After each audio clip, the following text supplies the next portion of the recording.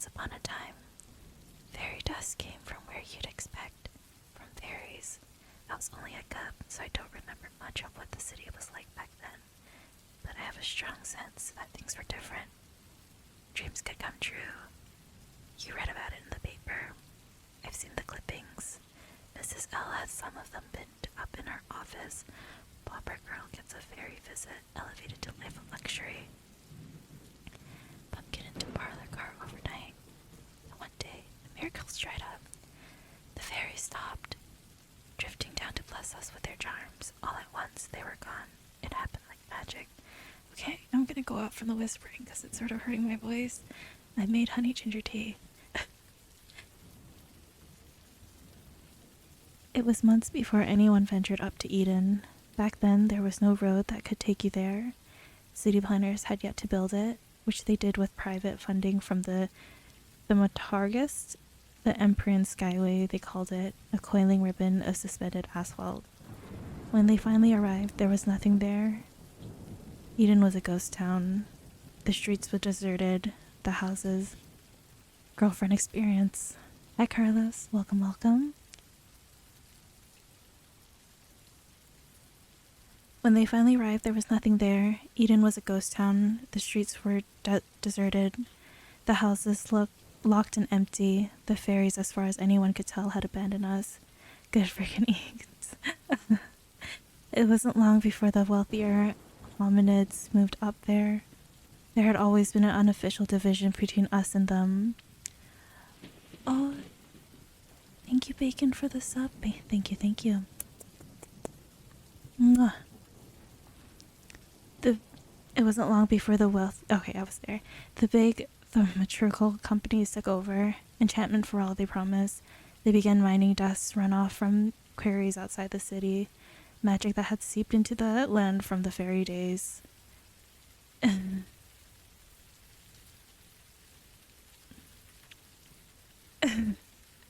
night, Rosa. Good night. How's the volume, guys? Let me know if I'm, too loud. Thaumaturgical gray dust was made from actual leftover miracles. They said it was as close to the old-time magic as you could get. Maybe so, but fairy dust from Nimbus or Luster Labs is nothing like the real thing, or so I've been told. To be honest, I'm too young to remember. Apparently fairy dust didn't always come in vials. It wasn't used merely for getting rid of a headache. Once upon a time, it was all about dreams and destiny. Bye, Carlos. Thanks for coming by. With the wave of a wand, old-time magic could look inside you, then take stock of your deepest potential and then make it happen. It was like pressing a fast-forward button on your life. The dull were made vibrant, the poor became rich. The dim-witted were transposed to geniuses. With real fairy dust, whatever the magic saw in your heart was precisely what you became. It was life-changing stuff, and better yet, it stuck. Even the big spells, provided the dust came directly from a fairy, could be permanent. The only permanent effects you can count on from today's recycled brands are about the level of basic first aid. You can sew up a gash or shrink a bruise, but not much more. That's all there is these days. Low-grade remedies, and there's a ton of them. Toothache, fairy dust, headache fairy dust, strength-enhancing fairy dust tranquilizers, fairy dust for numbing nerves, fairy dust for knitting bones, fairy dust to raise self-esteem, fairy dust to lower cholesterol, and on and on. Red, blue, green, yellow, golden, silvery fairy dust. The stuff was everywhere, but it pales in comparison to the old-time magic, or so I'm told. Either way, it doesn't matter to me. I'm holding out for the real deal. I like to think one day the fairies will return to Eden. They'll hoof the thaumaturgist out of the fairy palaces, and dream will start coming true again, the way they did when I was a cub, once upon a time. Hi, Steven. I usually stream on Fridays. Part 1. St. Remus, Butterfly on Fire. Once this place was nothing but trees. Before that, it was a shadowy smudge at the bottom of the sea. Before that, it was packed in ice for a million years. But once, and pretty recently in the grand scheme of things, it was nothing but trees. At least that's what Mrs. Lupovitz teaches us in science class. But sometimes it's hard to believe. This is not even ASMR. Okay, I can whisper if that's what you want. These days, the city, a glitch of steel cut through with glass cliffs and canyons.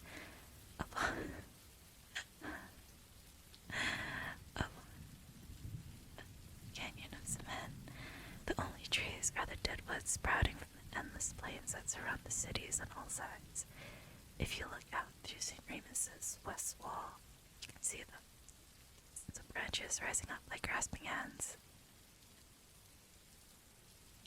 The St. Remus homes for wayward youth is an arid compound built upon an old cathedral, which is now the mess hall. The buildings here are either strangled with ivy or streaked with the remnants of polluted rain, and all of them, the courtyard, the dormitories, the old rectory, they're all hemmed in by a 30-foot wall topped with a razor wire. Today is Visitors' Day. Somehow, Jack convinced me to come down to the mess hall with him. He wants to introduce me to his girl, apparently. She's anxious to meet me. Apart from the ones she passes on the streets now, and then she's never met a wolf before. You're gonna like her, trust me, Jack says, stalking over the cobble. He says it in that loose, offhand Jack sort of way that sounds more like hucksterism than a method of eliciting trust. Nevertheless, I do. I trust him, the little thief. I hate Visitors' Day, I tell him, which makes perfect sense. No one's coming to visit me, not unless Dad escaped from prison, and who's to say that if he did, I want to see him. Come on, Jack, tugs my sleeve and hastens us around the corner of the rectory, then he stops dead. There's a crowd of uniformed guards huddled around one corner of the mess hall. It looks like the building's grown an oily gray scab. Jack rushes forward. Look, he says. There's something going on. We move closer, and I can see Roy Sarlat standing in the middle of the crowd. Roy's the biggest wolf at St. Remus. He's been in and out of juvenile detention centers like this one all his life. He's down on all fours, padding back and forth. Every step scours the ground. He's angry. Never a good sign with Roy. Jack wedges his face in between the hips of two guards, but one of them slaps him back. I can't see, he complains.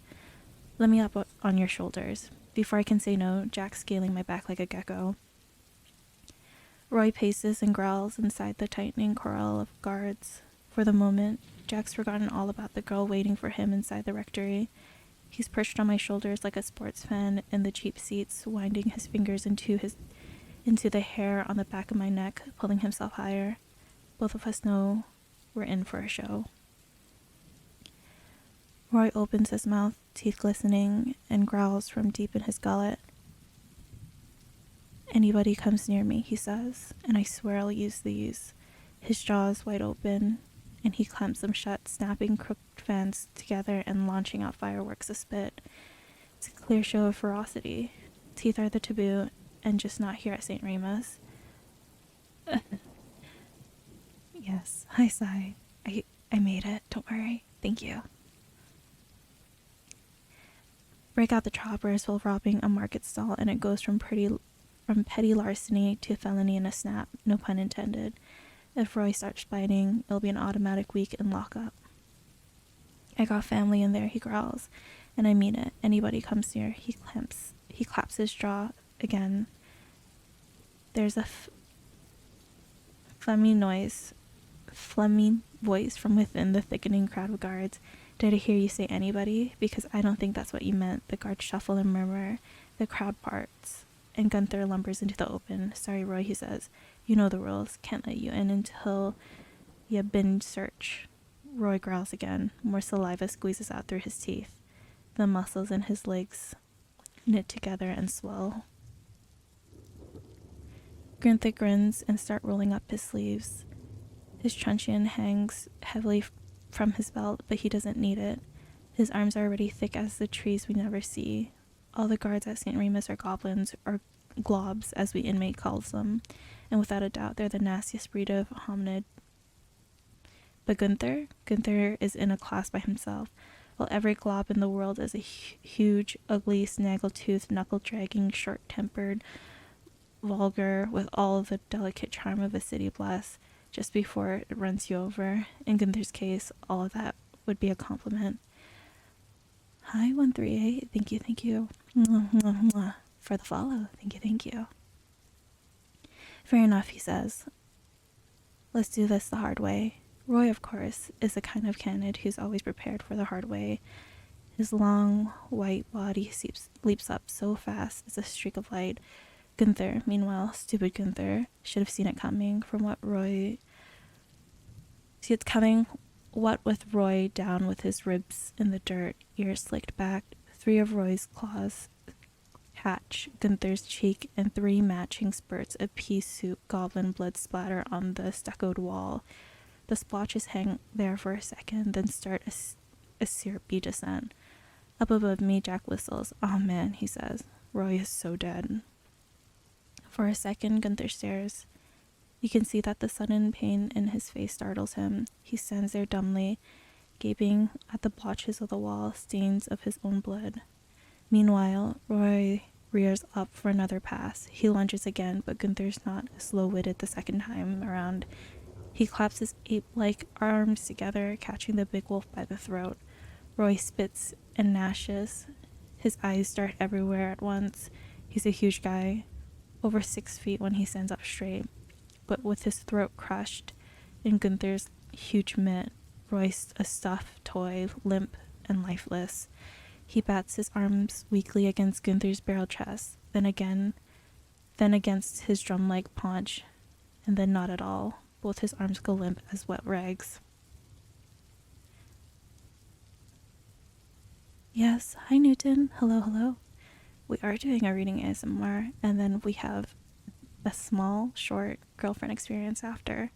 So you're welcome to say, welcome to wind down, go to sleep when you can. There, says Gunther happily. That's better. Nice and calm.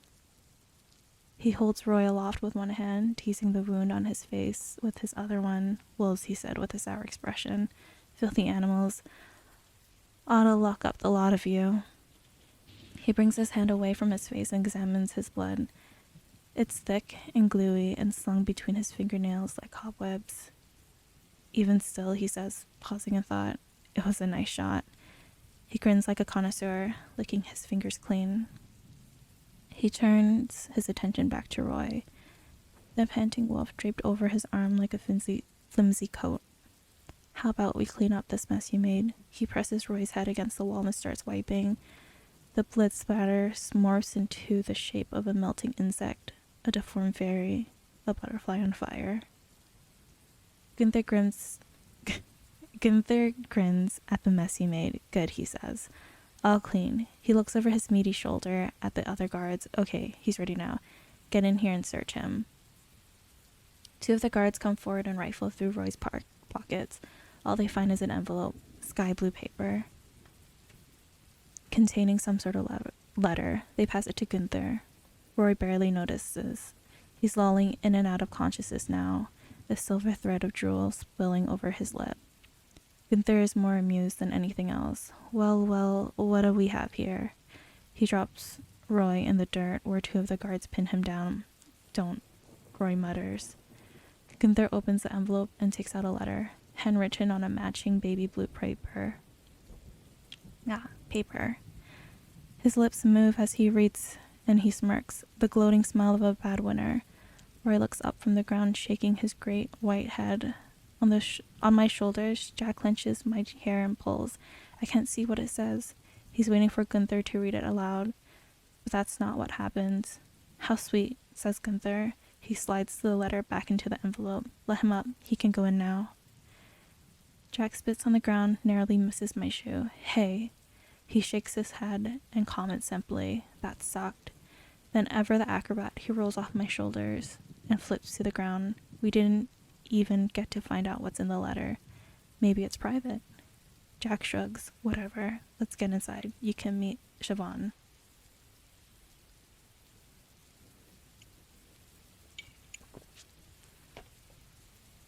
By the way, everyone, this is going to be a short stream because talking for like 4 hours is going to destroy my throat. But that's why the stream's at 10 p.m. So you'll have me for when you guys go to sleep, right? Chapter 2, Gravel and Honey. Jack weaves through the mess hall, never once looking back to see if I'm keeping up. At the table in the corner, there's an Elven girl. I recognize her from the gallery of clippings Jack keeps pinned over his bunk. She looks just like her pictures, moon-pale skin and peaked ears, puffy lips, and a pair of almond eyes that are a little too far apart. She's beautiful in her own way. Jack pecks her on the cheek and takes a seat beside her instead of opposite, which isn't officially allowed. One of the guards glances over, but he lets it go. In a mess hall filled with delinquent wolves, the scrawny hominoid with his elven girlfriend are the least of your worries. Besides, with haunches like mine on his side, there's not much room left, not even for Jack's skinny butt. Henry, he says, meet Siobhan. Siobhan, this is my roomie, the guy I wrote you about. Hi. I flash her a grin that I'm hoping isn't too wolfish. She's barely 5 feet tall, so tiny and perfect you can't help but feel like a great hairy beast next to her. She has the scent of an elf too, all nutmeg and incense. She stares at me, gazing into my snout like it's about to snap her head off. Jack shrugs. Big guy's harmless, nicest wolf you'll ever meet. He pauses for a moment, then he adds, almost to a fault.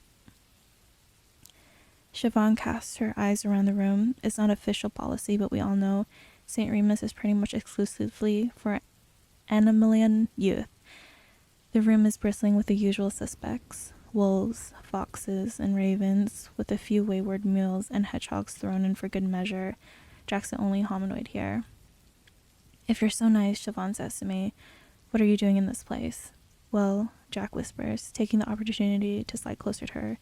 Henry had a lapse of judgment. Let's say he was up on, I broke a window, I tell her. I don't like to talk about it. Being a wolf is already enough to warrant a nasty first impression. Why make it worse? Siobhan looks puzzled. A window? And they sent you here? They really do come down hard on you guys, don't they? Well, says Jack, there were extenuating circumstances. He hugs Siobhan close like they're planning a robbery. See, Henry's father is a killer. Judge probably thought, like father, like son. It runs in the blood. Jack enjoys basking in the fact that his roommate is the son of an infamous murderer. He rarely misses a chance to bring it up, probably because in spite of outward appearances, he knows I'm harmless. As far as I'm concerned, I tell Siobhan, I don't have a father. He doesn't exist. Siobhan shakes her head. Even still, just for breaking a window, that's harsh.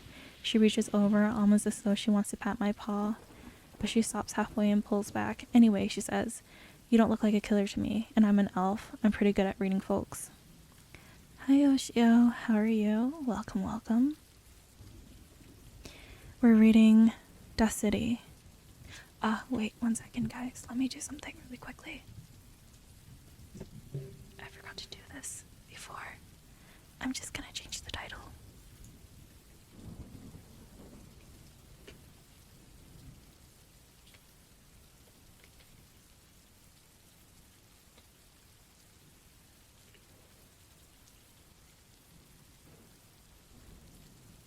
Okay, there you go. Yeah. Okay.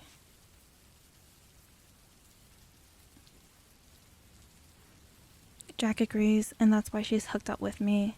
Siobhan rolls her eyes at him, but he doesn't react. Why don't we get down to business, he says, lowering his voice. Did you find them? A look of worry passes over the Elven girl's face. Reluctantly, she nods. I did. Good. Jack puts his hand out below the table. Have you got them with you? I'm beginning to feel a little uncomfortable.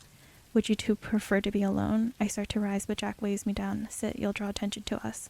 Siobhan stares at Jack's open hand. If I give you these, she says slowly, you're not gonna do anything stupid, right? Define stupid. Let me put it another way. She lowers her voice further. You only have to be in here for another 6 months. It's not that long. You're not planning anything, right?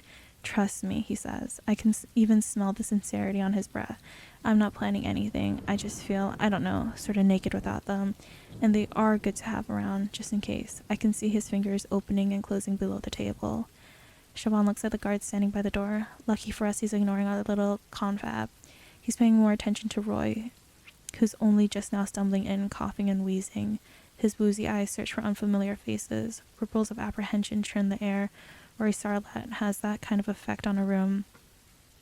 Fine, says Siobhan. Here you go. Her hand comes out of her purse with a small leather pouch. It's stained with oil and tied shut with rotten shoelace. I wonder what's inside of it. Judging from the way Jack's eyes are sparkling, it must be something pretty precious. Great, he says. The moment the pouch is in his hand, it vanishes, spirited away into some secret pocket sewn into his uniform. It's an apt demonstration of his skill as a thief. It's the whole reason they sent him to St. Remus in the first place. Thanks, babe, he says. I think I could kiss you. Siobhan smiles. So go ahead already. He pulls her forward, and woolly in spite of myself, my ears perked. It's some old instinct kicking in when I least want it to. I hear oceans of saliva crashing together like tidal flows. Finally, their lips part. It's about all I can take. I wave a forepaw and rise up from the chair. That's it. You guys do whatever you like, but I'm leaving.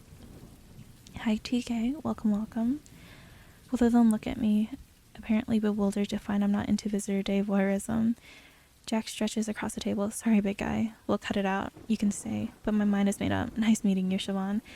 She looks me up and down. Jack's right, she says. You seem like a nice guy. Thanks. Jack stands up halfway off the bench. Come on, stay. You need to get out of the room sometimes, and I mean besides going to class or seeing Doc. No point in visitors' day when you don't have any visitors. I turn my back and lope off. I'm only a few tables away when my pace slows. There's only one table left without an inmate. Over on the visitor's side sit a green-eyed she-wolf. She's chocolate brown all over except for her ears, which are tipped milky white. There's a hefty camera slung around her neck, and she looks my age. 16, maybe a little older. She smells like cherry blossoms. Subtle and sweet. I love that scent. She looks up at me, and every hair on my back stands up all at once. I hope she doesn't notice. Hi, I say. Hello. She lifts the camera in front of her face, and there's a flash. The whole world turns white for a second. I figure she's only a hallucination. When the spots fade, however, she's still here. I hate the whole say cheese thing, she says. Makes you look completely unnatural. Her voice is like gravel and honey. She leans forward, her eyebrows raised, and whispers to me, but I think you might have the wrong table. Good night, babe. Mwah, mwah, mwah. Sleep well, sleep well.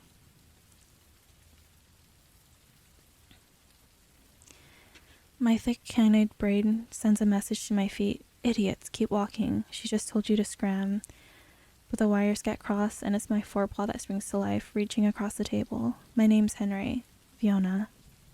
Our fingers are about to meet when somebody raps me on the shoulder. I turn around and there's Roy, with his sulphurous yellow eyes, his jigsaw puzzle grin, his dead white hair, slicked back from his brow and still smeared with goblin blood. That's my sister, he says. Oh, you were just trying to talk to my sister. I was, in my peripheral vision, I see Jack and Siobhan on their feet. Joy snarls, don't lie. Hank, man, I could smell it all over you. He balls up a fist, full of every bit of anger and humiliation he suffered outside at the hands of Gunther, and punches it deep into my unsuspecting gut. I double over, coughing and gasping for air. Only Roy's not done with me. As my head falls forward, he comes up with a knee, smashing me full in the face. There's another flash of light, decidedly more agonizing than the one from Fiona's camera. I see an explosion of stars that erupts like a fountain of fairy dust. After that, there's nothing to see at all. Chapter 3. Nothing to be afraid of. Vast clouds and a ghostly moon haunt the sky. Trees loom over me like bridges. I drop to all fours, padding into them, letting them swallow me up. They're electrified with wind, so soon all I can hear is the rush of leaves.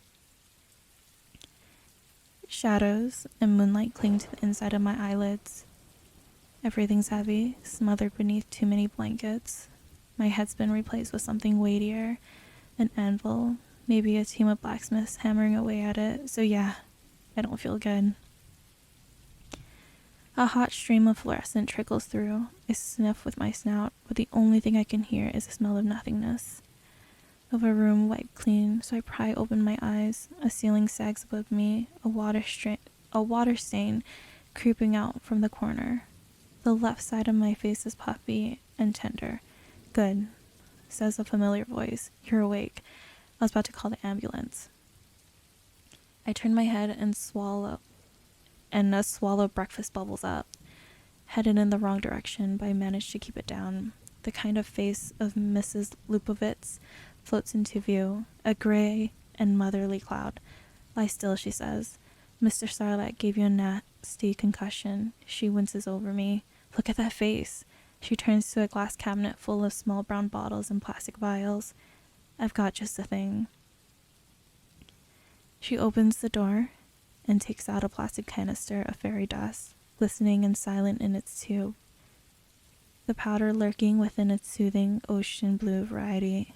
Just looking at it dampens some of the throbbing in my skull, but I won't let her give me any. Leave me alone, I say. I'll be fine. You ought to take something. Mrs. L finds an edge on the tiny cot, which is way too small for my beastly heap. Her soft, old lady haunches presses against the small of my back, and for some stupid reason, a photo of Fiona's face flashes into my head. Roy Sarlacc's sister. Just my luck. Mrs. L hooks her claws into my shoulder and turns me. Another batch of renegade bile surges up from my stomach. I don't want anything I tell her. Maybe it doesn't make sense. But when your mother was killed in an accident involving a truck full of fairy dust, it leaves you with a generally poor view of the stuff. Mrs. L waves the vial in front of my face. The label's painted with a bright, oblong halo circling around two stylized letters, an N and a T. Below the image are the words Nimbus Thaumaturgical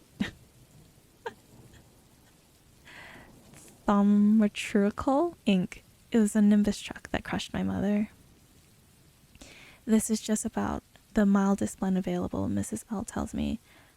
A basic and... Yo, I forget I'm stupid. So reading is a little bit hard. A basic analgesic. That means a painkiller. That works fine. I know what that means. I turn back to the wall. Just let me sleep it off. Mrs. L shakes her head.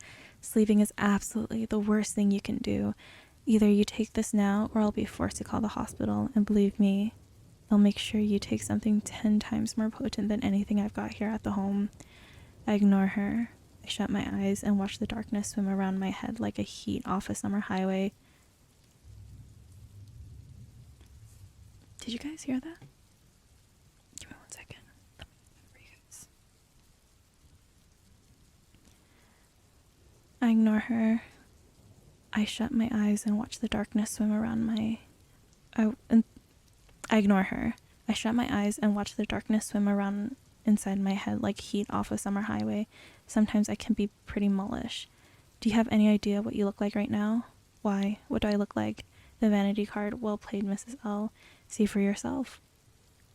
I pop my eyes open to find I'm staring into a mirror. I'm not pretty. A big, bad wolf. One half of his face busted open like a rotten fruit. I guess I can have a little. There's a good boy. She uncorks the vial, and I get a whiff off a stale chemical tang like scorched plastic, long cooled from the fire. She sprinkles a thimbleful into a chub of her old lady palm. Ready? Okay, I say. Go ahead. Mrs. L puckers her lips and blows gently. The dust leaps up like a living thing. It swarms around my head like a flock of determined gnats toying with me, swelling and teasing around my ears and eyes. Instinctively, I recoil, but the dust is buzzing and relentless. When I close my mouth to stop, it wheedling in between my lips, it merely regroups, streaming up my nostrils and clogging my throat. Mrs. L strokes my paw, soothing me. Don't fight it, she says. Her voice is a cup of sugar. Open up and take a breath. Otherwise, it can be rather unpleasant. No kidding. It din fills my head like a screaming television tuned into a dead channel. The dust is in my brain, drumming up random thoughts. Colors, sounds, scents appear and fade at random. A siren, my father's face, the humid scent of hot soup in winter. And it's all gone. And there's this alarming coolness in my chest. All at once, I'm reminded why fairy dust is so popular, why it's such a big business, why it's in every supermarket, pharmacy, and back alleyway in the city, because it works. The pain in my face evaporates, draining out of my head and retreating from behind my eyes. My swollen skin tightens like a fresh bed sheet, clinging to my skull, good as new. Mrs. L waves the vial again, tauntingly, with a hefty dollop of "I told you so." "See," she says. "Nothing to be afraid of." "Sure, Mrs. L, tell that to my mom. No matter how harmless it is, it won't change the fact that my mother was mashed to death under a truckload of the stuff." When I come out into the hall, Gunther's waiting. "Welcome back, Walt," he says. "I was wondering how long you'd be out." He checks his watch. When he looks up again, a surprised grunt comes out through his nose. "Looks like you're all patched up." He thumps closer to examine me, looming over my face. He's huge. Apart from giants who mostly keep to themselves up in Eden, goblins are the largest creatures in the city. Somehow they're considered hominids, but just barely. "What are you looking at?" I asked rather boldly. He frowns, which is not pretty. His face is a shipwreck of bloodshot eyes, blubbery gray skin, and a mouthful of tusks, haphazardly dashed over a fat skull. Meanwhile, his torso protrudes with a gravity-defying paunch hanging so far over his belt that when he comes around a corner, you see the squat tip of his belly button bursting through his uniform long before you see the glob himself. It's a belly so bloated that you expect him to topple over, but he never does. Gunther's legs are unshakable as monuments. The drum of his belly nudges against my chest. "You sure you want to be talking to me like that?" I look down. "Sorry, Gunther." "Good boy." He grabs my chin and twists my head back and forth, examining my face. "Let Mrs. L patch you up, huh?" He chuckles. "Thought you were scared of the stuff." I shrug. "I'm not scared." Gunther laughs. "Whatever you say." "Why are you here anyway?" "I'm not in trouble, right? Roy started it." "I know. I tossed him in lockup hours ago. I'm not here about that. I'm here because Doc sent me to fetch ya. Your session started half an hour ago." Instinctively, I looked up. I looked to my wrist, peeling back the woolly blossom of hair that burst from the cuff. "I've been out for hours." He grabs my shirt and hauls me after him. "Quit stalling. We don't want to keep the good doctor waiting."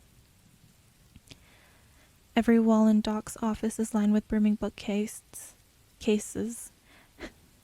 The air slumps around everything like an old tart, musty and still. In the corner, half lost in gloom, is Doc himself. He's a charcoal-hued mountain wolf with thick, aging streaks of gray. It's as if his hide is wrapped in a dark river, running fast and shallow over long, wet stones.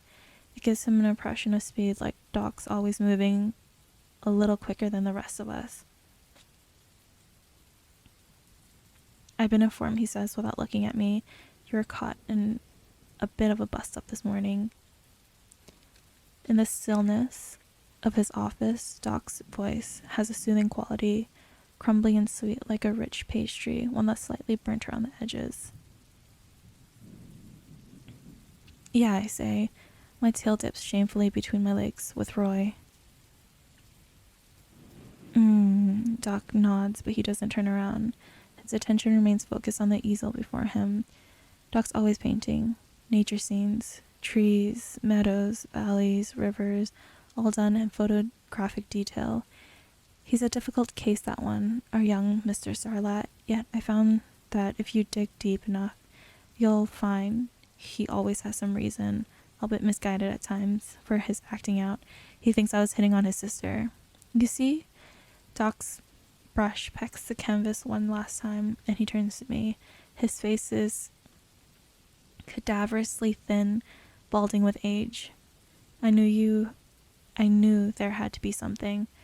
I looked to the plush green wingback Doc reserves for us inmates. All I did was say hi, I explained. That's all. Doc drops his brush into murky jar and places his palette on the desk beside a fortress of paperwork. Now, he says, taking a seat behind the desk. Where were we? He flips open a file, my file, and plucks up a fountain pen. He skims the words for a moment and then jots something down. I wish I knew what he was writing. How have you been this week? He says. Okay, I guess. You look tired. Have you been sleeping? How are your dreams? Nightmares. I can deal with them. I see. His pen scribbles something new. I turn my attention to his painting. It's a single tree. The bark's peeling away from the trunk in strips. Halfway up, it doubles over a bit like Doc himself. The uppermost branches kiss the earth, mistaking themselves for roots.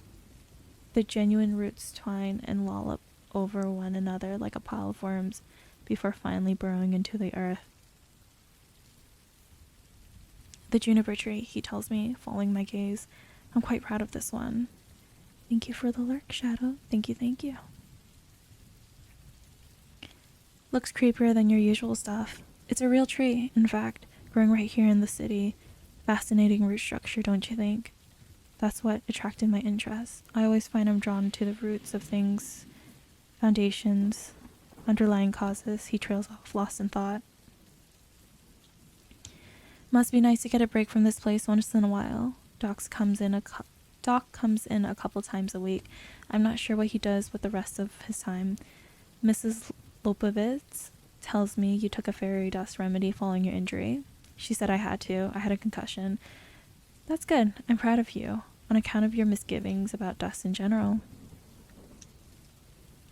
I slump in my chair. Why does that surprise everybody? Well, says Doc, after what happened to your mother. What's she got to do with this? I took some dust, okay? No big deal. He dashes something else into my file. You know, Henry, fairy dust is a perfectly natural remedy, except that it's not. It's mostly chemicals, right? It's not like old magic. Perhaps. Slowly, he replaces his glasses, edging them up his snout. Oh dear, he says, looking at the clock. You were a tad late getting to me today. We've had so little time, and here I've gone and done most of the talking. That's okay. I wasn't really in the mood. Outside, I met with a cool rush of wind. It's an early foretaste of winter. The breeze is swift and fluid, streaming through the shag of my hair. The shadows, however, the ones cast by the walls and gates that hold us in, are dull and solid and lifeless. Above them, higher than even the intricate peaks of the city's skyscrapers, is Eden. It hovers there, a huge lazy insect. The spires of 1,000 fairy palaces bristling like antennae. Sometimes I wish I could see them up close, but I know I never will. None of the animals are allowed in Eden. Chapter 4. Better living through enchantment. The 3 main species at St. Remus are wolves, foxes, and ravens. Each group has its own unofficial leader. The ravens had Eddie Aves, the foxes Jim Volpino, and for the wolves it's Roy. These guys are chosen based on the only criteria that makes any sense in here: strength and speed, not necessarily in that order. Every day during open hours, out in the yard or over in the sports field, you can pretty much count on a race. They break out spontaneously. The newest bird brain comes in and challenges Eddie to a low soaring competition, and of course some of the other birds will try their luck. Eddie always wins. Same goes for Jim and Roy. The 3 of them have their own private dynasties going. At least that's how it's been as long as I've been here. Now and again, there's an interspecies race, a free-for-all. Once upon a time, that sort of direct competition wouldn't happen, but thanks to the zillion generations of evolution that brought Animala on par with the hominids, races between the species are possible. In the ancient days, nobody would have thought to pit a raven against a wolf. The size difference alone would have made that thing ridiculous. The evolution is all about brain power. That's what Mrs. L teaches us. And to have the right kind of brain, large enough to be capable of speech and all the rest of it, you need a big fat head to house it. And to lug a brain and a head like that around, you need the body to keep up. So these days, any raven is practically the same size as any hominid. According to Mrs. L, because of certain aspects of the raven's wing structure, the birds were the first of the animala to evolve the brains and thumbs and everything else. Wolves, foxes, mules, we were late to the table, which is probably why we've kept up such a bad reputation, even now. In an interspecies race, each group brings its own particular force to the table. The foxes are sly, of course, tricky. Wolves are all about brute strength, especially Roy. The ravens have the power of flight on their side, provided they don't fly too high, in which cases you can count on the globs. You can count on the globs up on the tower shooting them down with a tranquilizer gun loaded with sedative blends of fairy dust. Jack always urges me to join in. He has a theory. Although Roy's a bigger wolf, the biggest in fact, his muscles gets in the way. Jack tells me I'm sleeker, more aerodynamic. That's my edge, but I've never raced. I never will. I just watch. Out the window, I can see a drove of them coming across the field towards the courtyard. The globs are up in the tower, eyeing them impassively, rifles on the ready. You think the ravens would take the win, air travel being what it is, but it's not as fast as you think. A fox or a wolf, down on all fours just like in ancient times, can give them a run for their money, and they do. Jim and Roy are neck and neck for the lead, with Eddie flapping behind, followed by the rest of the motley herd. When they hit the courtyard, gravel kicks up in clouds around them, enveloping the pack, but Roy, Jim, and Eddie punch free, leaving the others to skirmish in the haze. Jim tries a fake, but Roy doesn't flinch. He's determined. He wins these free-for-alls 9 times out of 10. I have no idea why Jack thinks I could beat him. Indeed, it's Roy who's first to reach the wall of the rec center. He slaps it so hard I can feel a tremor come through the floor. He rises up and pumps a victorious 4 fists in the air. Eddie alights and hunches over, panting and leaning heavily on his knees. Jim, meanwhile, claps Roy on the back.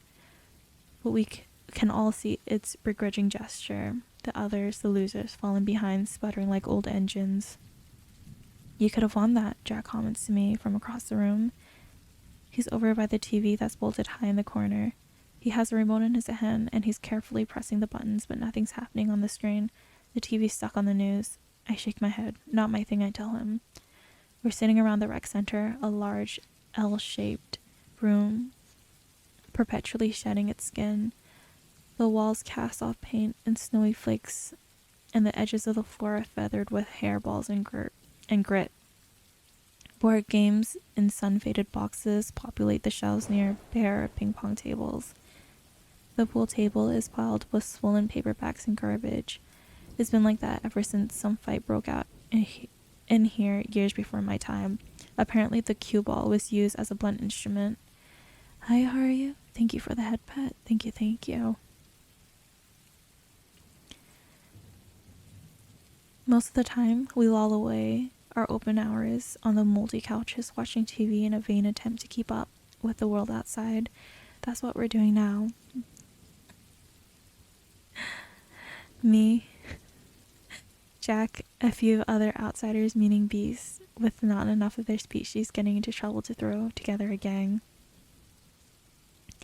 Hi, Kira. Welcome. Jack shakes the wrecked remote. Something rattles inside it. Do you know how to get this working? I shake my head. The batteries are running. Can you reach up there and switch the channel? I'm not tall enough. I ignore Jack's request. I'm watching a tree of mules play cards in the folding table. From an evolutionary point of view, mules were the last to get wise, so to speak. Their forehooves aren't anything like those of humanoids or wolves. Mules evolved differently, with hooves that became jointed, crab-like claws, ebony pincer, offset by a stubby, opposable thumb. They have never been reviled like wolves or mistrusted like foxes and ravens. As always, they are largely ignored. I'm guilty of it myself. I don't even know these guys' names. No, it's not. It's called a book. The book is called Death City. It's, Who's Afraid of the Big Bad Wolf? Like, think of Little Red Riding Hood, but in the wolf's perspective, or the wolf's son's perspective. I watched their four hooves struggling to clutch the smooth, delicate surface of the playing cards. Their game is a silent one, a sort of three-way solitaire, with each of them placing a card down in turn. The TV's on a commercial now. It's a scene from Up in Eden, bursting with lush greenery. I've seen this commercial before. I can mouth the words to the soothing voiceover. For more than a generation, Nimbus Pharmaceutical has been on the cutting edge of research and development into fairy dust products for both hominoids and animalia. The camera pans over Nimbus headquarters, a sprawling industrial estate built on the very heart of Eden. Then the camera magically penetrates one of the walls to reveal a bright laboratory. As originators of fairy dust processing, the Nimbus brothers were the first to harvest fairy dust runoff from the city's surrounding land. The perspective shifts to show the arid desert beyond the city walls. In the background, there's a picturesque ridge topped with a copse of dead wood. Carl and Ludwig Nimbus, the company's founders, stand proudly in the foreground on the edge of a quarry. With or without fairies, you can count on Nimbus to provide you with the closest available product to old-time magic. The camera cuts to a pharmacy, the shelves brimming with colorful vials. Finally, there's a shift to the haloed Nimbus logo and its ubiquitous slogan, Nimbus Thermotrical, better living through enhancement. Someone's gonna rewatch this VOD and see how many times I change the pronunciation for that one word, only because it doesn't exist. Jack hammers the remote on his palm. Damn, seriously, Henry, you know how to work this thing? Before I can offer Jack any help, my ears instinctively prick up. I hear the doors at the end of the corridor slam open. A whole menagerie of sound is barreling towards the rec center. A moment later, Roy and the others roll in. Roy's grinning, a mouthful of fangs. Nice try at the end there, Jim, but you ought to know you'll never outfox me. I'm too fast. Jim shrugs. We'll see. Roy goes straight for Jack. Give me that. He snatches the remote out of the hand and shoves the boy backwards. It's enough to throw Jack into a somersault, but it's hard to truly shove him off balance. He wads himself into a ball and rolls with it, coming up beside the defunct pool table, hopping up on the edge and swinging his legs. He even whistles a tune, like it was all part of the show. Roy mashes every button on the remote before he figures it's broken. He growls angrily and throws it backwards. It soars straight for Jack's head, but he dodges left and brings his palm up to catch it. It slaps loudly into his palm. Ow. The mules look up from the game, blinking in silence. Jack's faster than he looks. Roy reaches up on the TV, raising the volume manually. There's a news story about a raid on a gang of water nixes from along the reservoir. There's a montage of seized refinery equipment and a gaggle of nixies being hauled off in saltwater tubs. Okay, how are you? Thanks for the lurk.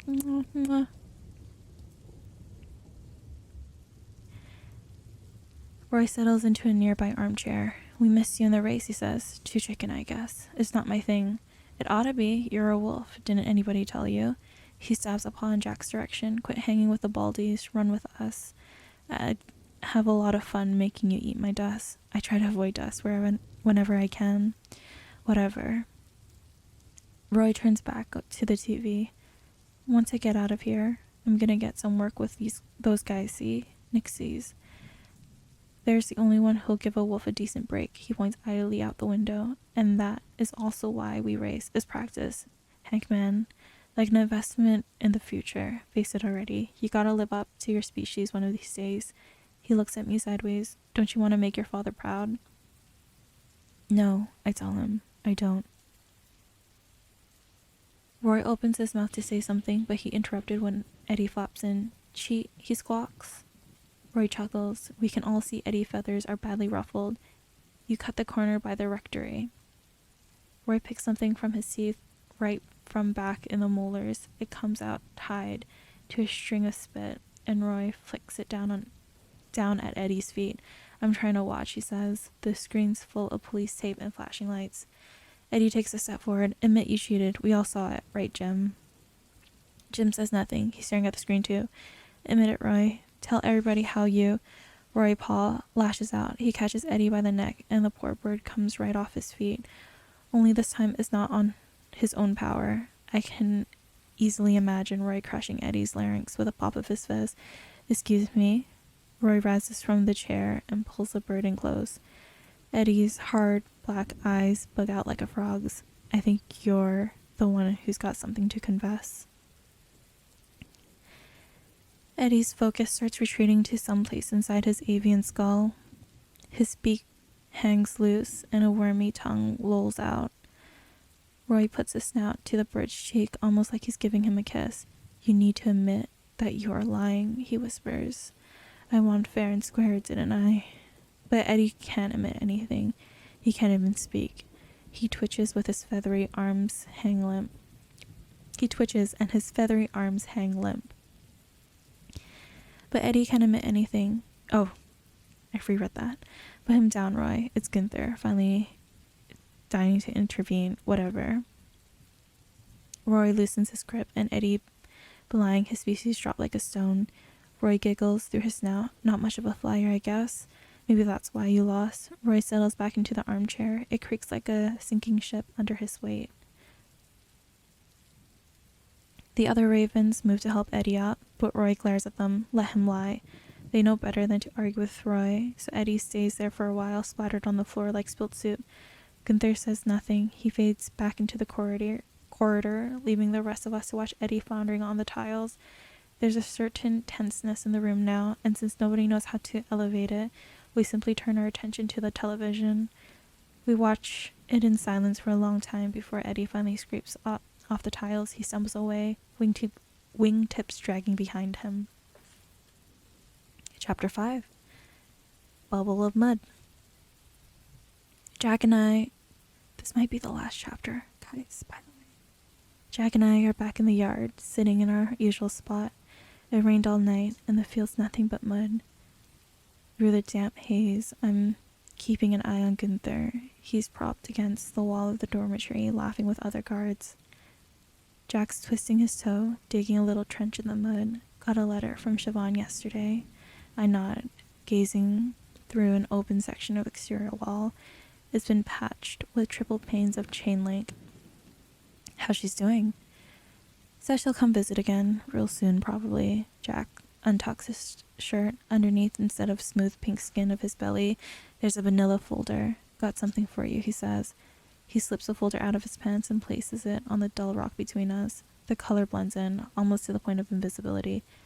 Remember how you told me once you always wonder what Doc's writing about you?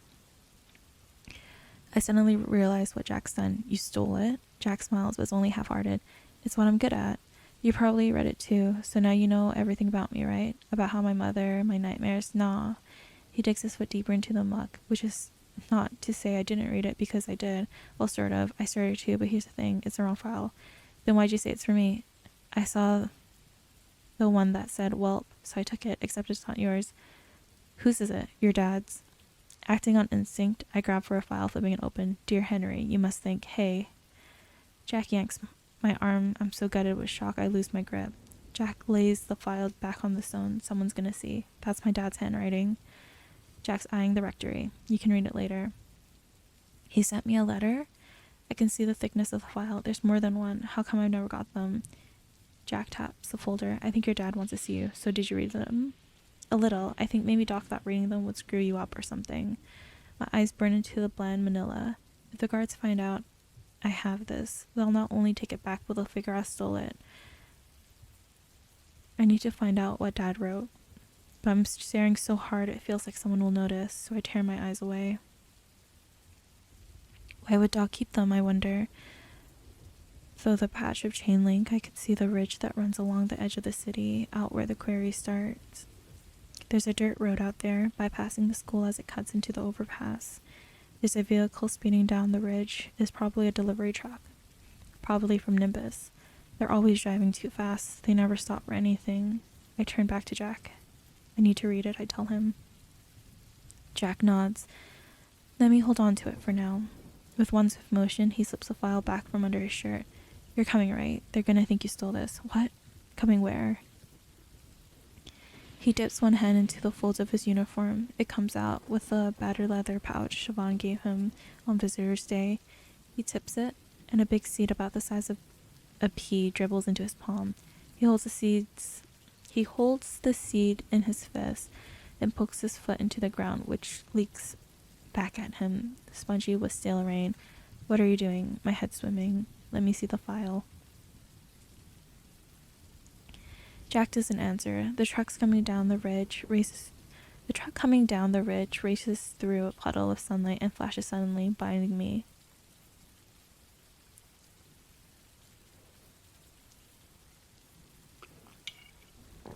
Okay.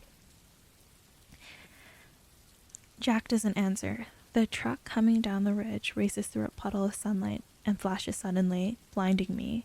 Jack's looking up, contemplating the wall. He opens his palm, plucks up the seed, and with his thumbnail he peels away nothing more than a sliver. Trust me, he says.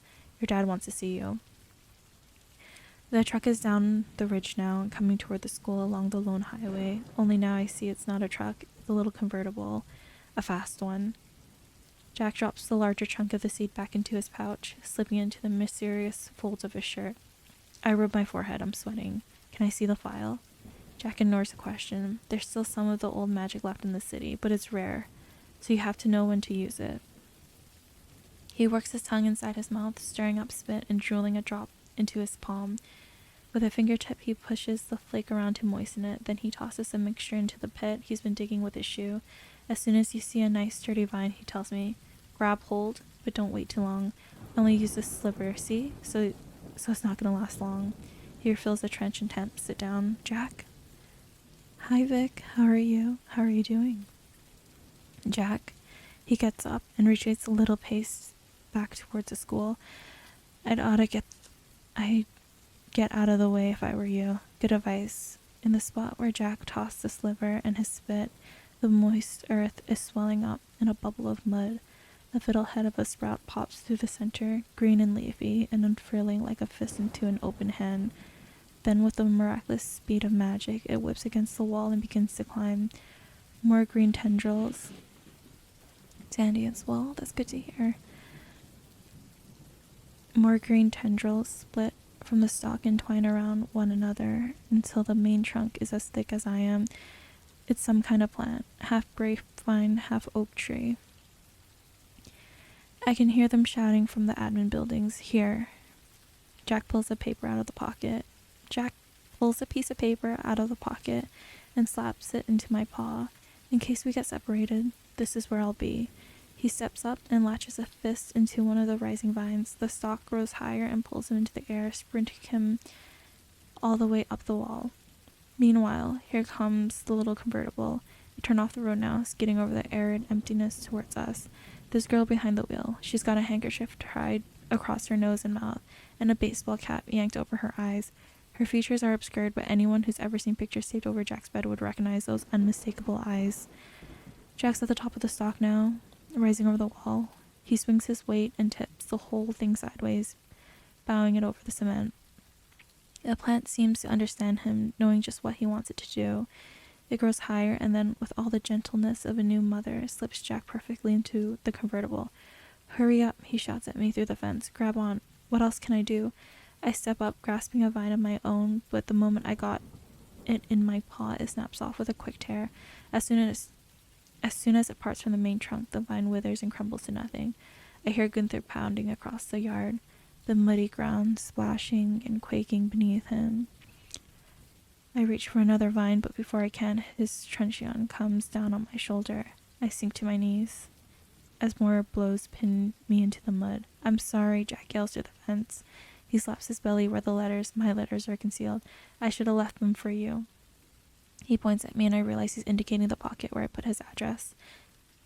The tower guards start shooting and Siobhan slams the accelerator. Jack lurches over the seat as the car careens towards the road. Wet clumps of earth fountain over the wheels, and the car leaps back into asphalt, rushing into the city. Gunther's knee comes off my back, and dim-witted as ever, he tries climbing after Jack.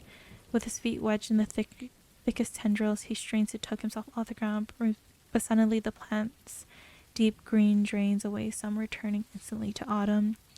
Gunther yelps as the stalk withers, and the huge glob splashes down in a filthy puddle. Suddenly I understand what Jack meant with only a sliver the magic doesn't last long. I can't help but laugh out loud, first mockingly at Gunther's failure, then jealously at Jack's freedom, and finally, bitterly at what I've just learned about my dad's ladder. And finally, bitterly at what I've just learned about Dad's ladder. My laughter is rewarded with another dulge of blows from Gunther, culminating in one clean shot in the back of my skull. The whole sky sparkles with stars, and all I can hear is the sound of a distant engine roaring and free. Okay. I'm gonna drink some tea. I know I said that was the last chapter, but we'll read more. It got interesting.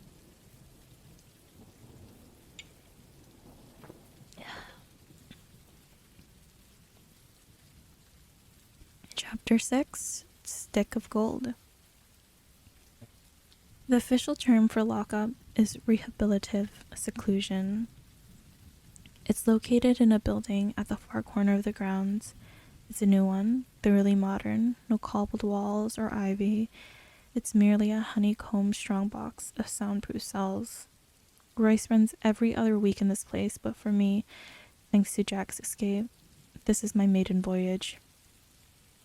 I've been here all week in an empty 6-foot tomb with walls like sponges, padded and soft and perfumed with the staleness of age. It certainly gives you time to think in my case. I've been thinking about my parents. My mother's name was Emily.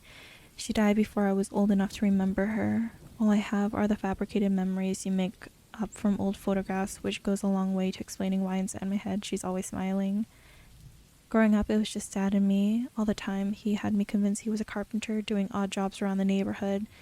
The phone would ring, and after speaking to somebody in hushed tones, he'd announce that he was going out on a job. Then he'd vanish, sometimes until late in the night. I always stayed up to wait for him, even though he forbade it. He always came back looking exhausted. I didn't find out what my father really did for a living until the day of the murders, the day the sirens came shrieking to the house to haul Dad away for good. I've also been thinking about Doc, about his files and the letters, my letters, that he'd been keeping from me. Letters that Jack has now run off with, the little thief. The first thing they make you do when they let you out of lockup is go see Doc. He has to make sure you haven't lost your marbles in there. When I see him again, I'm going to walk into his office with a whole lot of questions. How long has Dad been writing for me? How long have you kept the letters to yourself? What gave you the right? And so on. I'm cataloging the questions in my mind when the door swings open. It's Gunther, yawning at me, his thick tongue wriggling between stigmatic teeth. All right, well, he mutters. Let's go. It's raining outside, hard and fast. I had no idea in lockup you can't hear a thing from the outside world. There's a pit of broken earth where Jack's plant burst up a week ago. Gunther doesn't look at it as we pass, jogging through the rain. We're both soaked by the time we arrive at the old rectory. Inside the corridors, a tomb, dim, silent, and empty. Outside, the daytime clouds are even darker than dusk. Rain mauls the window. You can hardly see Doc's painting on the walls. The shapes in the frames are indistinct. I'm about to knock when I see the office doors already open an inch or two, which is odd. He never leaves it open. Doc? No answer. The light in his study even dimmer than out in the hall. A cool drop of rain rolls down my neck. I see as it weaves through my hair. Doc, it's Henry. Nothing. I think, where is he? I think we have some stuff to talk about. It's so dark in here I can hardly see. Doc? My eyes are adjusting now. I see something I can't explain. The air in front of me swims like shadows over the glass. There's something floating in the middle of the room. Floating, dead center in the middle of the musty air. It looks like... Dad? I blink. Something's wrong with me. My father's floating there, hovering in the air. I stare at him, hoping the vision will disappear, hoping I'll wake up. But there he is, the hazy shape of a ghostly wolf. Then I realize it's not a vision at all, and it's definitely not my father. It's Doc. My eyes are finally adjusting to the darkness. I can see more now. I can see it all. The rope around his neck. The cord... Oh, I'm sorry if this is a trigger for anyone. The rope around his neck. The cord rising into intricate knots strung over the rafters and pulled taut. Doc's jaw slack, his tongue flopping down like a thinly sliced steak. He's dead, and it's fresh. He's still swaying. Doc? My vision goes back again, and my knees buckle forward, propping me against the desk. One foot slips into the gap below the paneling, and something loose clicks against my toe. It feels like Doc's fancy pen, so I ease it into the open, rolling it out with the ball of my foot. It's not his pen, though it's something else, something gleaming, something that catches all the light in the room. A stick of gold. I crouch down, one hand on the edge of the desk to steady myself. For whatever reason, I pick the thing up and slip into the pocket of my uniform.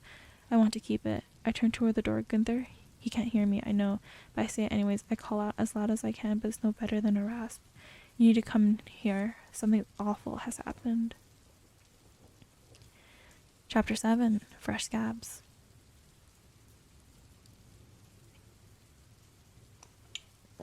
That's exactly what I'm doing. Thank you, Vic. I appreciate you. Thank you.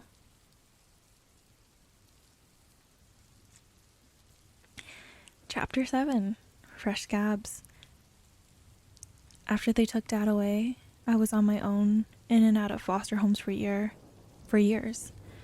Whenever I could, I'd go for long, meandering lopes around the city. Every time, I ended up on the crest of the Willow Street Bridge, right above the spot where it happened. Along the bridge, there are low barriers that look like they're made out of cement, but that's only partly true. The cement was diluted with cheap limestone to cut costs. Over time, the limestone crumbles. If you run your hand along the top, you always come upon one or two loose bricks. Last winter, I was standing up there on the Willow Street Bridge, and sure enough, I dislodged a big chunk of rock. There was a transport truck swimming through traffic below me, just about to head under the bridge. I could see the Nimbus logo on the cab. I don't know what I was thinking. Maybe I wanted to frighten the driver. Maybe I figured it would just bounce off, but when I dropped the hunk of stone, it didn't glance off the windshield like I hoped. Instead, it smashed clean through it. It hit the driver on the back of his head, like an inch to the left, they told me later. And it would have killed him. That was the window I broke, the windshield of a Nimbus truck. That's how I ended up at the home. It's also how I first met Detective Inspector White. She's the same one who arrested my father. You really did it this time, didn't you? I look up at Gunther. It's just me and him in St. Remus staff room, a drab space haunted by ghost scents of reheated food. Right now, however, it's interrogation suite. What do you mean? My voice croaks like a frog. I didn't do anything. He was just hanging there. Gunther shakes his head. There have been quite a few suicides here over the years, but barely on the part of the staff. It's never before been the visiting psychiatrist who offs himself, and this is Dr. Rufus Gray, renowned animalian psychologist. That means they're taking it seriously. No messing around. They're sending in the real deal. They're sending Detective White. Right on cue, I tune in the tick-tick-ticking of high heels. Gunther pushes himself off the wall slouch and wipes the scowl off his face. He grins at me. Now you're gonna get it. But when the door opens, it's not White, it's Cindy, the chief administrator at St. Remus. She clinks into the staff room on glassy, towering heels. They look as cozy as a pair of icicles. Apparently, those stilettos are her one holdover from a previous life. Once upon a time, Cindy was a low-caste hominid, but one who married well. For years, she lived up in Eden, chumming around with aristocrats of the so-called Industrial Revolution. At some point, however, she got bored with it all. She realized she was more comfortable down here with her own people, or so to speak, the Animala and the working poor. "Hello, Henry," she says. "There's someone here who'd like a word with you." Detective White's scent gives her away. She's got one of the oddest bouquets I've ever whiffed. Apple cider and old coal. Cindy steps aside and the famous detective enters the room. "We meet again," she says. I nod. At first glance, Detective White doesn't appear all that tough. She's an ordinary woman, shorter than Cindy by half a head, although that's probably on account of Cindy's heels. White's legs, on the other hand, are buried up to the knee in a battered pair of trench boots. She comes over and leans on the table. "Must have been quite a shock, huh?" "It was," I tell her. Up close, I recall how well she lives up to her name. Her face is as pale as a bowl of milk, floating with stark features that matches her scent, apple red lips and eyes like blackened embers. Why don't you tell her what you found?" I describe the scene as I remember it, though I'm careful to leave out the stick of gold. It doesn't seem related, and besides, I want to keep it for myself. White listens intently, her face calm. When I'm finished, she says, "You two were close, weren't you? You and the doc?" "I guess," I tell her. "It's hard not to be when they make you see him every week." She turns her head in a broad circle, and her back cracks up and down a spineful of arthritic knuckles. "Losing friends left and right these days, that's what I hear." "What do you mean, your friend? Jack's disappeared too." "So?" White pulls out a chair and straddles it, backward folding her arms over the backrest. "Guess you're having a bad week." Her hands hang from her wrists like the branches of a dead tree, hard and rough. Her fingers encrusted with fresh scabs. When she notices how I'm staring, she holds up a fist. Admiring my manicure, she picks off a scab and lets it flake to the floor. That's what you get for spending half the day interrogating muscle for the mob. She points a thumb over her shoulder over at Gunther. "You think he's big? You ought to see the guy Skinner's got working for him." Gunther frowns. "You?" she says to White. "They had you interrogating one of Skinner's guys?" "Two of them, actually." "Skinner, I know that name. I remember it from my father's trial." "No way," says Gunther. White smiles mischievously. "You want to bet?" Cindy wrings her hand. "Gunther, please." White tightens a loose screw on the chair's headrest. "Not everybody knows this about me," she says, "but I never had a family. Not a real one, anyway. I was raised by minors, 7 of them. When a girl grows up in a situation like that, well, let's just say she learns how to take care of herself." Gunther laughs, but the volume turned low. "So what? Does it mean you can take on a glob and never one of those Skinner guys? You want to bet? What do I get if I win?" White looks up and smiles respect. "You got a deal." "Hi, Gazzacito. Hello, hello." Gunther stretches out his meeting hand. "But how are you going to prove it?" "Like this." She grabs his thumb and jerks it back towards his wrist. Gunther's face flashes with shock and his knees buckle. White yanks on the pinoy digit and the arm it's connected to noodles up behind the goblin's back. In a flash of leverage, she's got him curled on the floor, whimpering like a cub with a fatty Joel glued to the linoleum. She clears her throat, convinced. Gunther yaps in anger, but it's about all he can do. White tweaks the thumb a little harder. I asked you a question." Okay, you win. I'm convinced. You're gonna break my arm, so pay up already." Gunther's eyes go knuckle white with fear. "But we didn't even bet on anything." "Sure we did. All you gotta do is say it. Okay. I respect you. I do. I really do." Fast as before, White releases Gunther and returns to the chair. She straddles it up again and shrugs. "It's all math, really. Physics. Put the fulcrum in the right place and you can move the world. Or at least some big, dumb glob." She squints at me. "You study math?" I shake my head. "Words are more my thing. You ought to do some math." Cindy gives Gunther a look of concern. "Maybe you ought to wait outside." "You sure, Miss Rella?" She nods and Gunther backs into the corridor, glowering at White the whole way. She's got his one sore arm cradled in the other like a newborn. "Now then," says White. Where are we? Ah, yes, Dr. Gray. He once gave a talk at the academy all about rehabilitating the usual suspects, harmony between the species and all that. Made it sound convincing. I nearly believed it could happen. Then I actually started doing the job, hoofing the beat in dark forest or down on Dockside. She pauses. Now when I say hoofing, please understand it's just an expression. No offense. I squint at her. I'm a wolf. Hooves are for mules and goats. Sure. She rises from the chair, rubbing her mouth. I think I've heard enough. They only sent me out here to cool off. Think it worked too. She glances at the door. Apart from chicken winging your head of security, that is. Gunther can handle it, Cindy tells her. White turns back to me. I know you didn't have anything to do with this, Henry. Any fool can see you're nothing like your father. She places her hand on the back of the chair, gripping it with her bloody knuckles. Your shrink killed himself. End of story. It's not that uncommon. You'd be surprised by these guys.